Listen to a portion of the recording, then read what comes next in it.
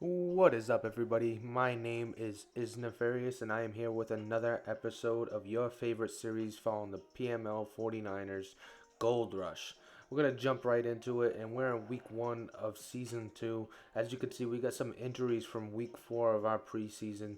A couple big injuries in Raheem Mostert and Javon Kinlaw. Kinlaw's going to be out for 5 weeks, and then Mostert has a partial ACL tear, so he's going to be out for 9 weeks. So that's going to be a tough hit for our offense. Um, but it's good news for our story. Tough for our offense, but good news for our story because we will be leaning more towards Ty Chandler a little earlier than we expected. Um, since Raheem Mostert can't start, we are not going to go to James Conner. We are not going to go to Jerick McKinnon. We are going to lean on Ty Chandler, the rookie out of Tennessee, to hopefully carry our running game in our offense. So hopefully he can live up to the hype, and hopefully um, as we move forward, he makes the hit of losing Monster a little less than what it is right now.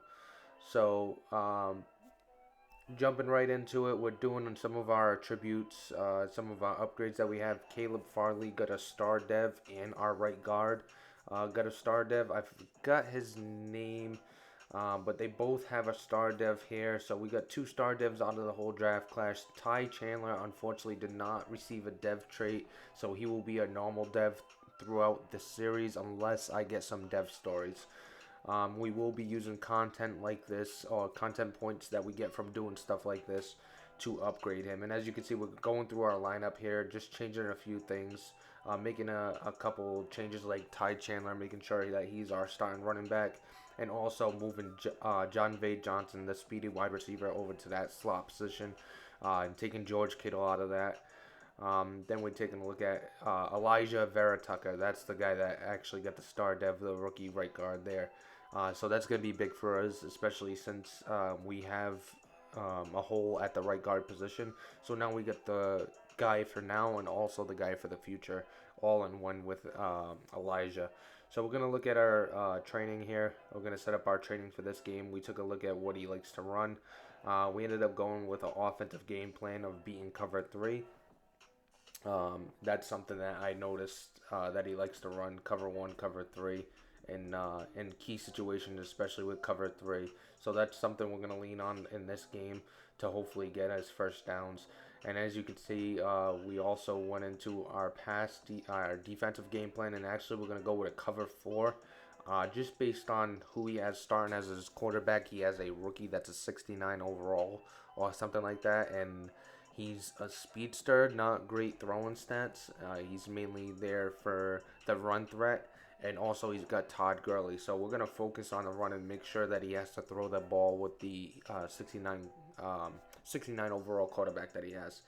And then we're going to switch up some of the training. As far as focus training, we're going to go with Brandon Ayuk, who's a star development at the age of 23. He could be our slot guy of the future. And then we changed I believe it was Eric Armstead or Greenlaw. We changed Greenlaw and we put in Elijah. We ran our little training, and as you can see, we're getting all our XP now. Hopefully, we get some upgrades for some of these guys. Um, so Ty Chandler, we're gonna focus on him every single time. So as you can see here, he's getting 300 XP, and every single time he's gonna get some. He's gonna get that focus training for our team. So um, we'll see if we get a dev upgrade him going forward. But with normal, he's only gonna get 300 XP going forward. So hopefully one day we get that dev story.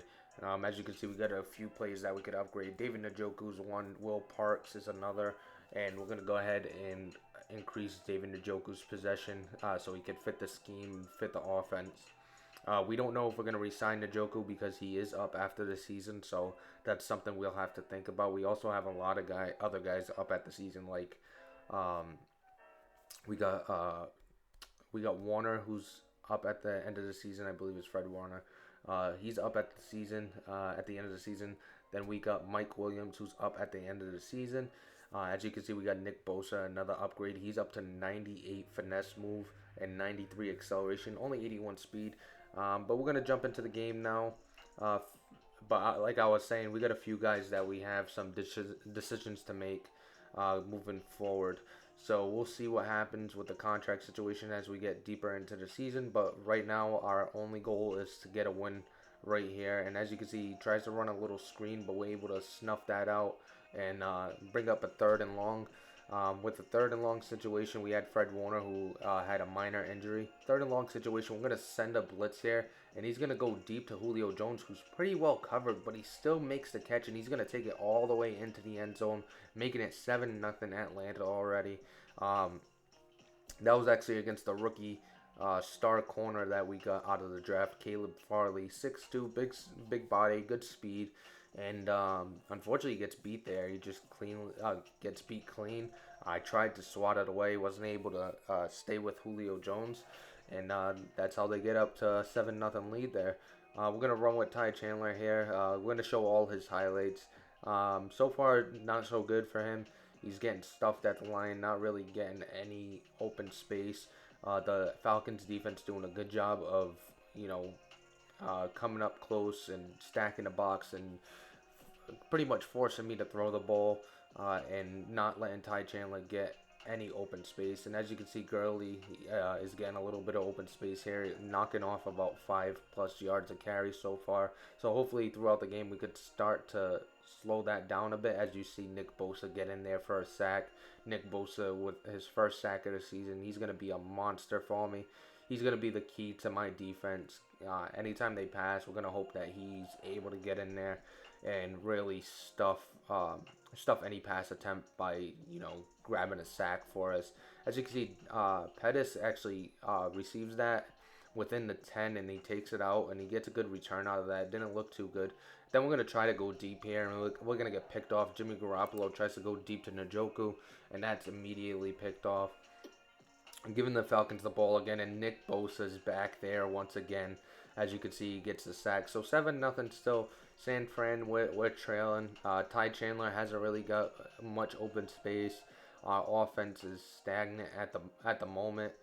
We had that interception too. That didn't help. As you see, Pettis gets a nice little return there, and Ty Chandler once again on a stretch play is gonna get snuffed out, and he's really struggling so far.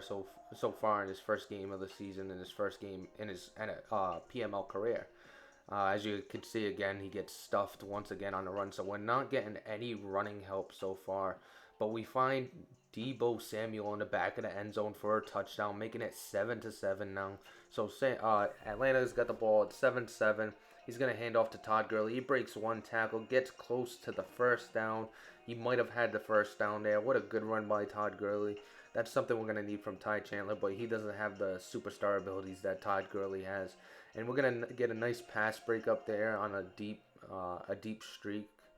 As you can see, the rookie quarterback's looking around. He finds somebody in the end zone, but it's going to be picked off by, I believe that's Ward there, one of our strong safety. And he's going to take it upfield, and he's out at about the 27, giving San Francisco the ball. That's big for us. Hopefully we could get a lead going into half. We're going to run it with Ty Chandler again. He's going to get no yardage. And then we're going to make a pass to Mike Williams, but he wasn't able to keep his feet in bounds. So we're going to give the ball back over to the Atlanta Falcons. And he finds Julio Jones over the middle for a big gain, bringing it up past the 50.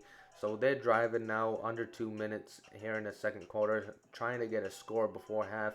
But we're going to get a user alert pick with Tarvarius Moore, the speedster free safety. So that's a great read, and also pretty damn good for me if I want to get him developed up.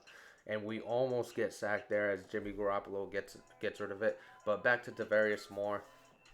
He's somebody I'm definitely going to want to build up because he's got a lot of speed. And then Jimmy Garoppolo is going to give another pick over to the Atlanta Falcons. And I believe, trying to think of who that was. He actually had 3 picks that game, but I forgot exactly who it was. Pettis is going to take out the opening half kickoff for the second half, and we're going to get that San Francisco offense back on the field. With a little play action, we got Kyle, our fullback, wide open, and he runs downfield. So we're on the other side of the 50 now.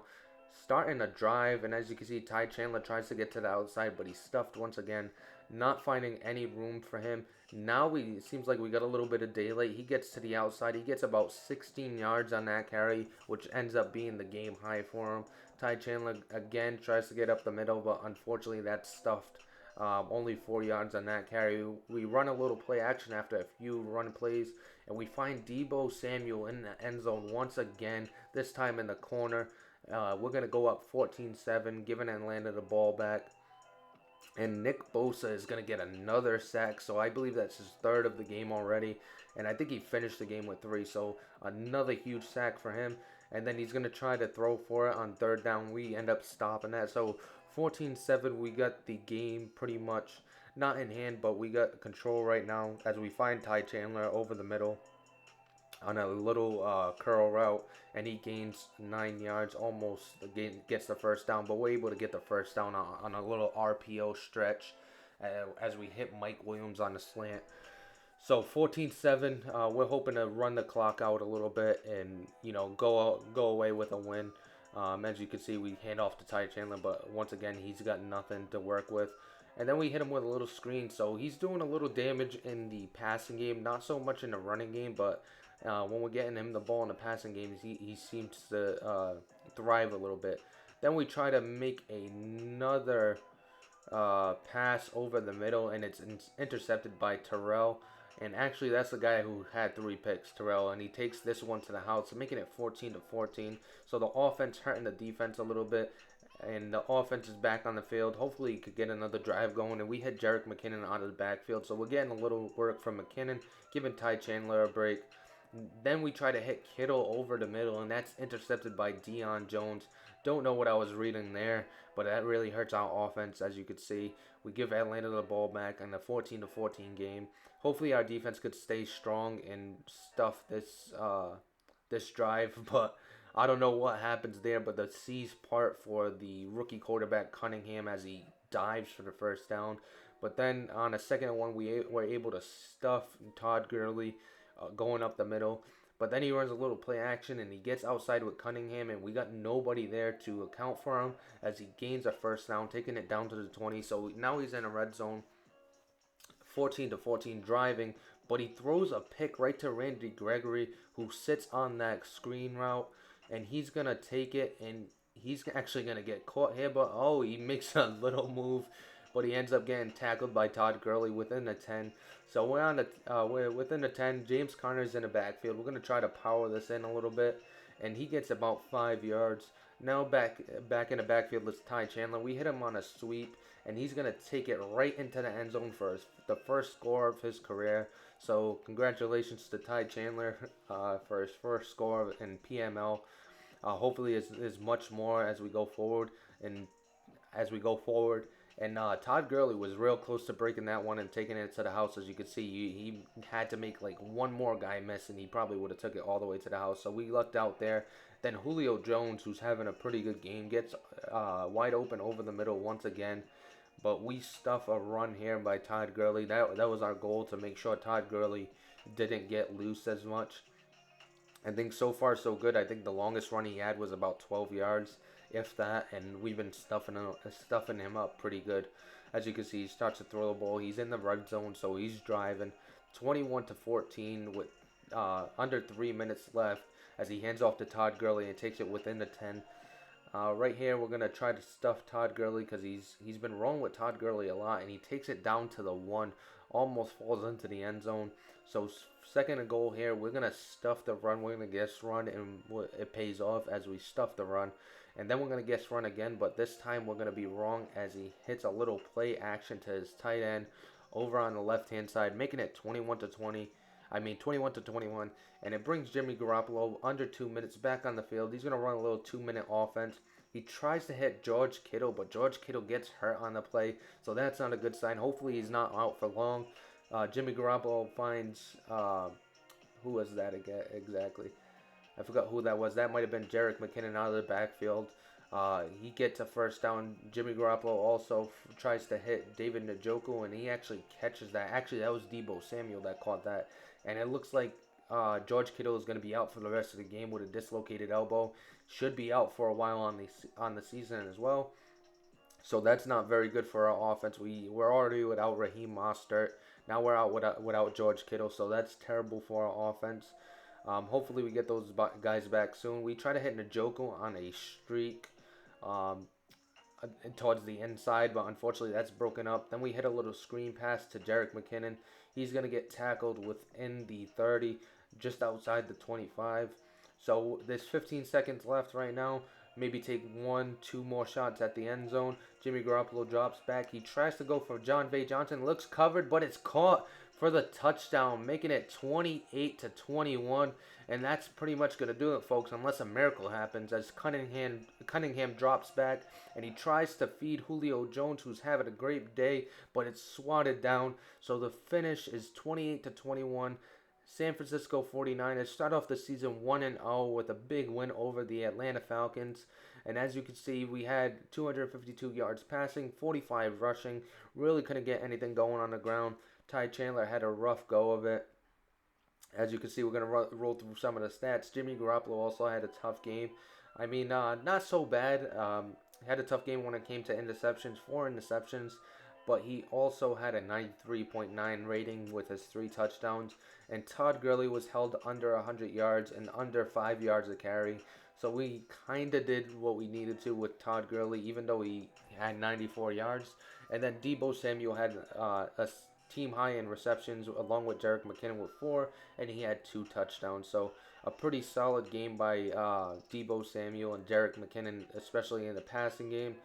And then also Julio Jones, you can see there, he had 129 yards on 3 catches, so he played really well. Deebo Samuel had 2 of our touchdowns. John Vay Johnson had the game-winning touchdown. As you can see, he had over 50 yards. Not a lot of receptions, 1 or 2. So we take a look at our defense. Our sacks leader, we had Nick Bosa, who had 3, and he's the only one that had sacks on the game. And then we had 3 interceptions by A.J. Terrell, as you can see there, as I mentioned before. Randy Gregory had the big interception that really swung momentum after he was driving on us. So that was a huge, huge interception. Then we're going to take a look to see how long George Kittle is going to be out for. So we look here. He's going to be out for 6 weeks. So we got 9 weeks on Raheem Mostert. We got 5 weeks on Kinlaw, and then we got 6 weeks on George Kittle. And we're going to take a look at the Game 1 performance for Ty Chandler against the Falcons. He had 10 rush attempts, 30 yards, 2 receptions, 22 yards, and a touchdown. Not the greatest showing, but hopefully going forward we are able to open up some field for him. Seemed like we didn't have any open field for him in that game. But that's pretty much going to do it for this video. Thank you for watching. Thank you for listening. Hopefully you enjoy the series. We will have another episode in a few days. If you like it, please like, subscribe, comment, do all that good stuff. Thank you for listening, and I am out of here.